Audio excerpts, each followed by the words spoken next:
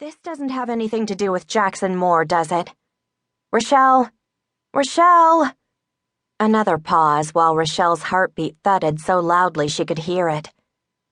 You call me, Heather insisted, sounding worried. Before you take off on some trip that's going to be emotional suicide, you call me. Listen, Rachelle, you're supposed to be the level-headed one. And you told me once if you ever thought about doing anything as insane as returning to that town, that I was supposed to take a gun and shoot you, remember? Well, consider yourself shot. Don't go and do something stupid, and just forget Jackson, you hear? Forget him. He's bad news. Always was, always will be. I wish you were home so we could straighten this out, Heather added anxiously.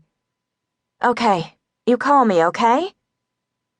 Finally, a click and a beep, and Rachelle let out her breath. Her hands were trembling as she poured herself a cup of coffee. Just the mention of Jackson could shake her up. It had been 12 years. 12 years.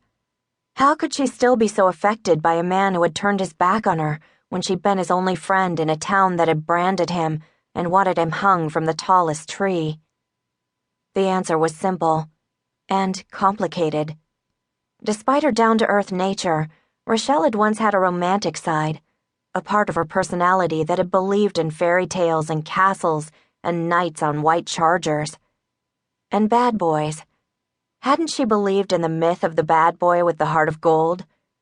Well, Jackson Moore had killed that fantasy, which, all things considered, was probably for the best. She shrugged out of her jacket and draped it over the cane-back kitchen chair. Water dripped from the sleeves to the floor, but she didn't care. She considered calling Heather, but decided against it. Why have an argument with her younger sister?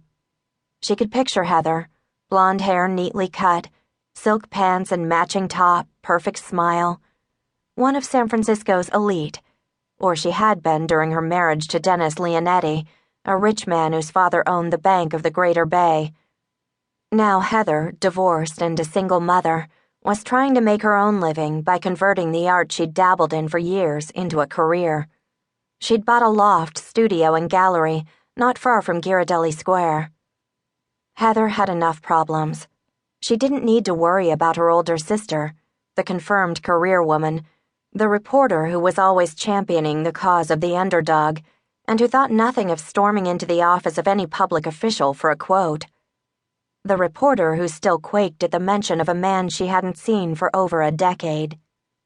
Rachelle glanced at the cluttered kitchen table and the manila envelope that contained a copy of the article she'd already left with her editor at the San Francisco Herald.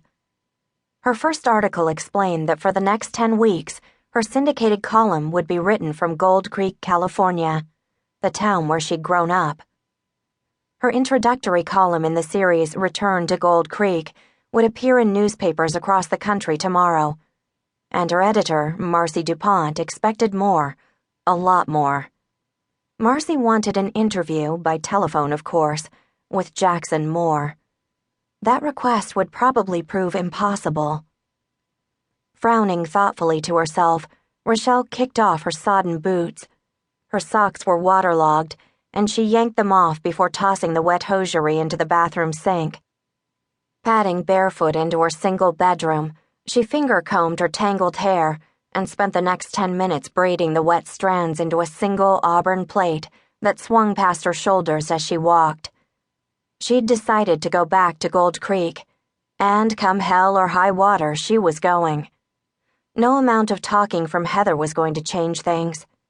She'd already worked out the details with her job. Marcy was all for a column of self-examination about herself and the town in which she'd grown up. Rachelle bit her lower lip and felt a tiny jab of guilt that she'd have to draw Jackson into this. Too bad. Especially now, when she was over him. Completely over him. Now she had David. Kind, understanding David. Hadn't he insisted she return to find herself or some such 60s mumbo-jumbo? What he'd really meant was that he wanted her to be able to lock away the past, once and for all, and return to him. He wanted her to move in with him, marry him, and accept his teenage daughters as her stepchildren.